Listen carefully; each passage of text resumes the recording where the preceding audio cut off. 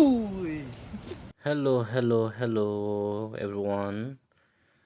So आज चाहिँ म यो सुन्तला रोप्ने भनेर चाहिँ यो पहिल्यै सुन्तला चाहिँ हामीले यो ग्राफ्टिङ गरिराखेको थियो नि त।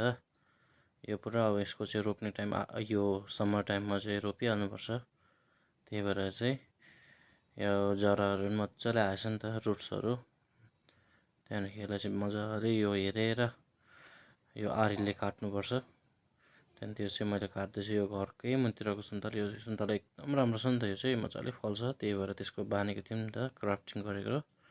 त्यसलाई चाहिँ यसरी पुरा आरीले मजाले मिलाएर, त्यो फेरि अलिकति मिलेन भने जराहरू काटिने डर हुन्छ नि त। त्यो जरा नकाटिने हिसाबले बिस्तारै मैले काटेँ। त्यहाँदेखि एकदमै राम्रो जरा आएको रहेछ। च्याउ पनि, मसरुम पनि दुईवटा पो रहेछ, तर यो खानु चाहिँ हुँदैन यो मसरुम। त्यहाँदेखि एकदमै राम्रो, एकदमै रोप्ने पानी पनि पुरा परिरहेको थियो नि त। त्यही भएर मैले चाहिँ प्लास्टिकहरू ओढेर रेडी। अब चाहिँ मैले यस्तो जरा पनि दामी आएको रहेछ हो। त्यहाँदेखि जराहरू हेर्थ्यौँ, त्यहाँ फलेको पनि छ यसमा जराहरू आएर। मजाले यो रोप्ने यस्तो दामी भएको रहेछ कि रोप्ने चाहिँ। त्यहाँदेखि यसलाई लगेर दुईवटा बाँधेर आएको थिएँ नि त मैले यहाँतिर चाहिँ, दुईवटा गरेर चाहिँ यहाँतिर चाहिँ मैले रोप्नुभन्दा अगाडि पहिला मजाले यो यसको जङ्गलहरू निकालेर ल्या झन्नै पोल्टी गएन हो। त्यहाँदेखि अब मजाले खन्नुपर्छ नि त। मैले मजाले खन्न थालेँ। माटो चाहिँ एकदम दामी छ नि त यहाँनिर, पुरा मलै मल भएको माटो। अलिक डिप गरेर खन्नुपर्छ, नत्र भने माथि खनेर रोप्यो भने पल्टिहाल्छ नि त। त्यहाँदेखि रोपेर चाहिँ मैले बिस्तारै फर्स्टमा चाहिँ माटो मजाले लाउनुपर्छ, नत्र जराहरू बिग्रिन्छ नि त। ठुल्ठुलो माटो लाउनु हुँदैन, पहिला मजाले मसिनो माटो बनाएर मल माटोहरू भित्र लगाएर चाहिँ रोप्यो भने राम्रो हुन्छ नि त। यसो हेर्नुपर्छ कतिको यता सिधा छ कि छैन भनेर पनि। त्यहाँदेखि खुट्टाले मजाले यो एकदमै स्टेबल बनाउनुपर्छ हो। अलिअलि गयो भने त हावाहरूले पल्टाइदिइहाल्छ नि त। मजाले थिचेर माटोहरू तानेर, साइडको माटो तानेर थिचेर त्यहाँदेखि चाहिँ मजाले बस्छ, नभए भने त साह्रो हो।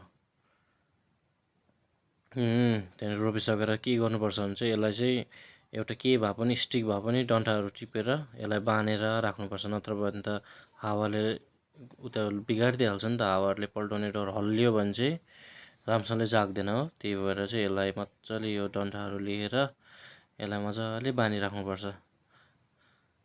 यसो मजाले अलिकति गाडेर त्यहाँदेखि केले भए पनि मजाले ठक्कै नहल्लिने हिसाबमा। यस्तो छ भ्यूहरू चाहिँ, एकदमै पानी परिरहेछ नि त, एकदम राइट सिजनहरू छ अहिले चाहिँ रोप्नेको। अहिले रोपिहाल्यो भने चाहिँ पानी पनि पर्दैछ नि त, यो मर्नेको चान्सेस एकदमै कम्ती हुन्छ नि त। त्यहाँदेखि यो राम्रोसँगले जागेपछि अब आगुनदेखि त झन्नै, आगुन मतलब नेक्स्ट इयरदेखि त फल्नु पनि थाल्छ नि त। त्यहाँदेखि चाहिँ सकेर एकदम राम्रो रहेछ, फल्नु पनि फलिरहेको थियो नि त। यो सु गरिदिएर चाहिँ सक्यो। त्यहाँदेखि सकेर चाहिँ मैले के गरेँ भन्दा नि, ब्रस कटर थियो घर माथिल्लोपट्टि चाहिँ पुरा यो जङ्गल आइरहेको रहेछ नि त। त्यहाँदेखि ब्रस कटर लिएर चाहिँ मैले पुरा यो घाँस काटेर, जङ्गलहरू पुरा रहेछ नि त, काटेर चाहिँ त्यहाँदेखि सकेर चाहिँ बेलुका दुध तताएर सर तताएर चाहिँ आगो ताप्दै दुध तताउँदै, कम्ती मिठो हुँदैन हो। ल साथीभाइ सबैजना मेरो च्यानललाई सब्सक्राइब पनि गरिदिनु होला। Thank you.